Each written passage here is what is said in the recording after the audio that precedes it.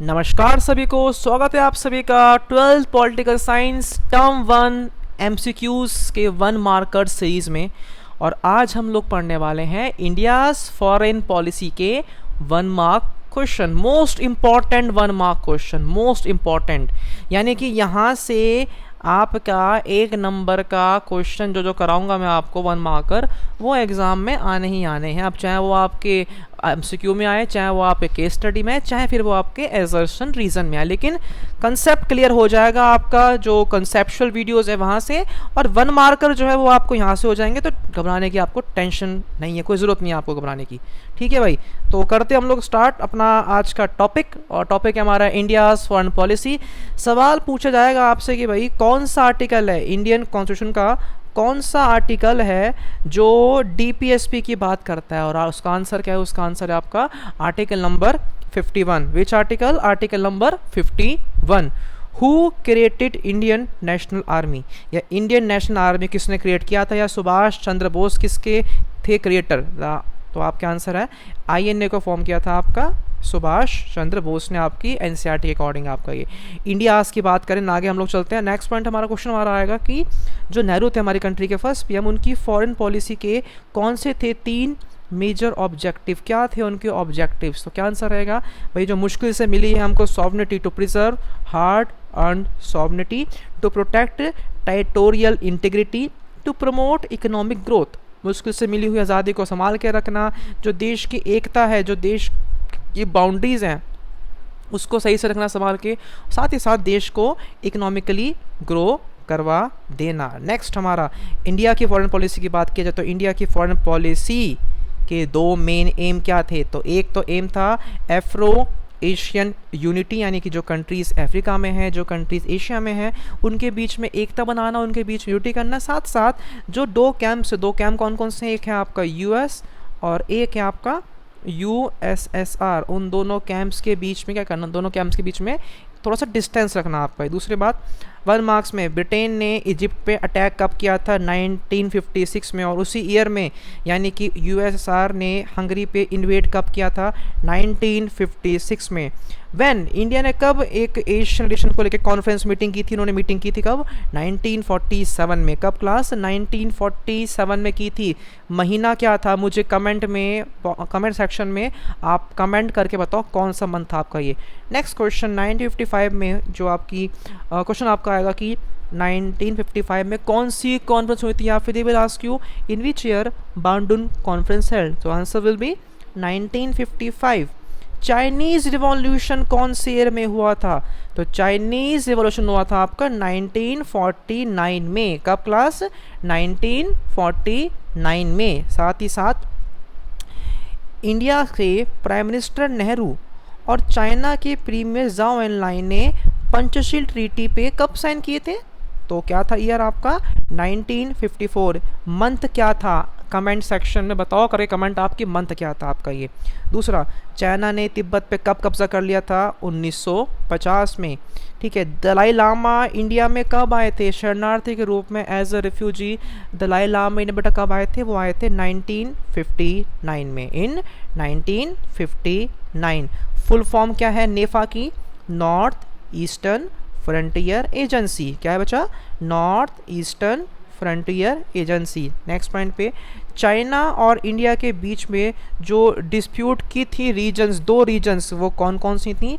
एक थी आपकी अक्साई चीन एरिया और एक था आपका अरुणाचल प्रदेश। 1 और 2। चाइना ने अटैक कब किया इंडिया के ऊपर? अक्टूबर 1962। अच्छा, अक्टूबर 1962 में एक और हुआ था मामला, एक और इवेंट हुआ था। बताओ, कमेंट करो क्या हुआ था वो, जिसको आता आंसर। कम्युनिस्ट पार्टी कब हुई थी स्प्लिट 2 पार्ट्स में? 1964 में बेटा। वो आपके जो है वो आपकी स्प्लिट हो चुकी थी आपकी ये। नेहरू और आयूब खान के बीच में इंडस वाटर ट्रीटी कब साइन हुई थी? 1960 में। कब क्लास? 1960 में। कौन से 2 एरियाज़ पे पाकिस्तान ने अटैक किया था 1965 में? तो क्या आंसर है इसका? रन ऑफ कच्छ का एरिया जो गुजरात में है, और आपका जम्मू और कश्मीर। ठीक है, रन ऑफ कच्छ का एरिया और आपका जम्मू और कश्मीर। ताशकंद एग्रीमेंट कब हुआ था साइन बेटा? जनवरी 1966 में। कब बेटा?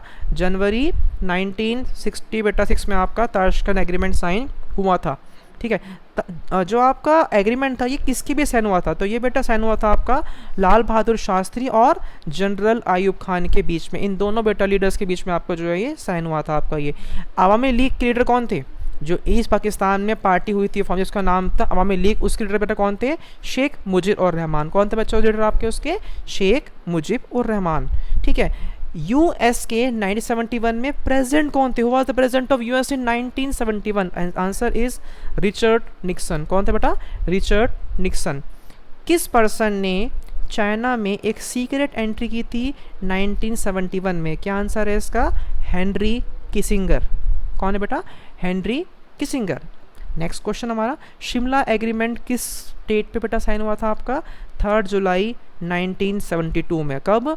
3 जुलाई 1972 में शिमला एग्रीमेंट किन के भी साइन हुआ था आपका?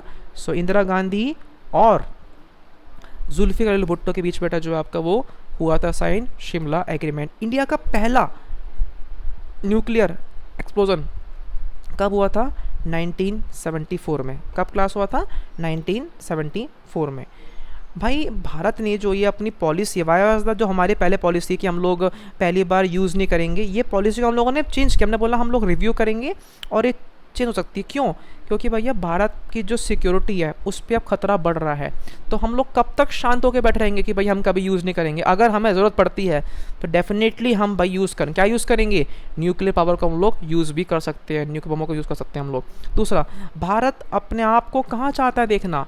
India want to be in United Nations Security Council. India बेटा जो अपने आप को वो यहाँ पर देखना चाहता है। फुल फॉर्म क्या है सीटीबीटी की? तो फुल फॉर्म है कॉम्प्रहेंसिव टेस्ट बैंड ट्रीटी। क्या बेटा फुल फॉर्म है आपकी? है कॉम्प्रहेंसिव टेस्ट बैंड ट्रीटी आपकी फुल फॉर्म है। इंडिया की जो न्यूक्लियर पॉलिसी है वो क्या चाहती है? ठीक है ना, तो वो चाहती है, हम लोग चाहते हैं कि भाई हमारे क्षेत्रों में डिसआर्मामेंट हो, यानी कि हम लोग हथियारों को त्याग दें, यानी किसी एक के पास ना, मतलब सबके पास ना हो।